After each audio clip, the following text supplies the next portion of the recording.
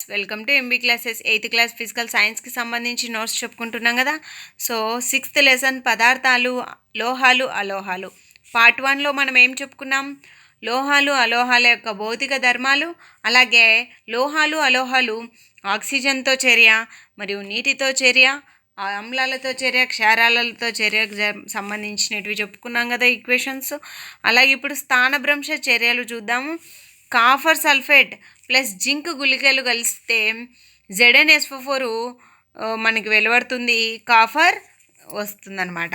Next copper sulphate plus ఇనుప మేకు చర్య జరిపి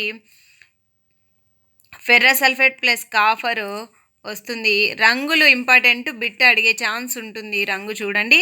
ఓకే, కాఫర్ సల్ఫేట్ నీలం రంగు ఉంటుంది, జింక్ సల్ఫేట్ రంగు లేనిది, కాపర్ అయితే ఎరుపు రంగులోనికి మారుతుంది. అలాగే ఇనుప మేకుకు సంబంధించి చర్య జరిపినప్పుడు ఫెర్రస్ సల్ఫేట్ ఆకుపచ్చ రంగులోనికి మారును, కాపర్ గోధుమ రంగు పూత ఏర్పడుతుంది.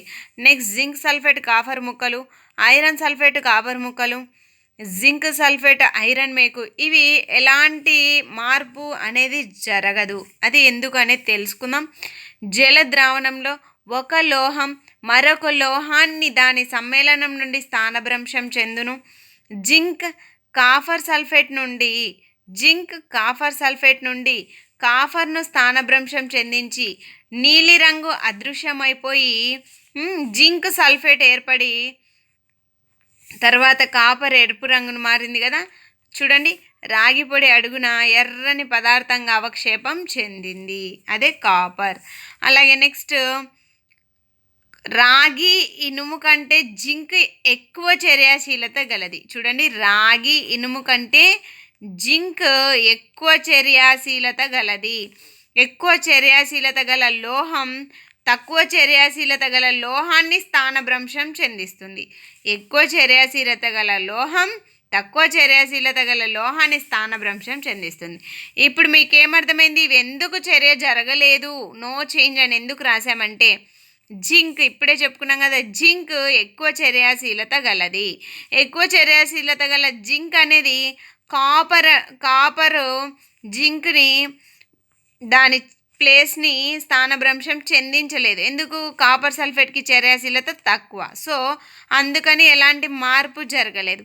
అలాగే తక్కువ చర్యాశీలత గల లోహం ఎక్కువ చర్యాశీలత గల లోహాన్ని స్థానభ్రంశం చెందించదు, అంతే కదా. అందుకే ఇక్కడ ఇది తక్కువ చర్యాశీలత గలది కాబట్టి జింక్ ప్లేస్ని ఆక్రమించలేకపోయింది. ఇక్కడ చర్యాశీలత, లోహాల చర్యాశీలత క్రమం చూస్తే జింక్ అధిక చర్యాశీలత గలది, తర్వాత ఫెర్రస్, తర్వాత కాపర్. కాబట్టి ఇక్కడ కాపర్ అనేది ఫెర్రస్ని కూడా చర్యాశీలత జరిపించలేకపోయింది, జింక్ ఫెర్రస్ని జరపలేదు. ఇది ఈ చర్యాశీలత యొక్క స్ట్రక్చర్ గుర్తుపెట్టుకోండి. ఓకే, లోహాలు, అలోహాల యొక్క ఉపయోగాలు తెలుసుకుందాం. లోహాలు యంత్రాలు, ఆటోమొబైల్స్, విమానాలు, రైళ్ళు, ఉపగ్రహాలు, పారిశ్రామిక యంత్ర పరికరాలు, వంట పాత్రలు, నీటి బాయిలర్లు మొదలైన వాటిని తయారు చేయడంలో లోహాలు ఉపయోగపడతాయి. అన్ని జీవరాశులు జీవించడానికి శ్వాసక్రియలో అవసరమైనటివి అలోహాలు. మొక్కల ఎదుగుదలకు ఆడే ఎరువులలో ఉపయోగపడేటివి అలోహాలు. బిట్స్ అడుగుతారు చూడండి ఇవి. నీటి శుద్ధి ప్రక్రియలో ఉపయోగపడేటివి అలోహాలు. యాంటీసెప్టిక్గా గాయాలపై పూసే ఊదా రంగు ద్రావణంలో వాడునది అలోహాలు. టపాసుల్లో వాడేటివి అలోహాలు. ఒక రసాయనిక చర్యలో కొత్త పదార్థం ఏర్పడతాయి. ఈ పదార్థాల్లో చర్యల్లో పాల్గొన్న పదార్థాల కంటే భిన్నంగా ఉంటాయి. ఒక పదార్థాన్ని రసాయనిక చర్య ద్వారా చల్లబరచడం, వేడి చేయడం, విద్యుత్ విశ్లేషణ ద్వారా మరింత విచ్ఛిన్నం చేయలేకపోతే దానిని మూలకం అని అంటారు. సల్ఫర్ అనేది ఒక మూలకం. ఇనుము, కార్బన్ కూడా మూలకాలే. పరమాణువు అనేది మూలకం అతి చిన్న యూనిట్.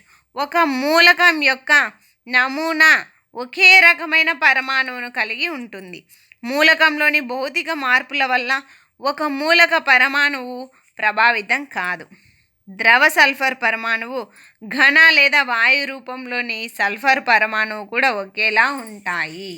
విశ్వంలోని అనంతమైనటువంటి పదార్థాలు ఉన్నప్పటికీ వాటిని ఏర్పరుస్తున్న మూలకాల సంఖ్య పరిమితం అని మనం గుర్తించాలి. సహజంగా ఏర్పడిన మూలకాలు 94 కన్నా ఎక్కువ లేవు. మూలకాలను లోహాలు అలోహాలుగా వర్గీకరించారు. మూలకాలు చాలా వరకు లోహాలు, మిగిలినవి అలోహాలు అర్ధలోహాలు. లోహాలు అలోహాలు రెండింటి ధర్మాలను అర్ధలోహాలు కలిగి ఉంటాయి. మీకు కనుక నా క్లాస్ నచ్చినట్లయితే please like, share and subscribe. Thank you for watching. All the best for your DSC exams.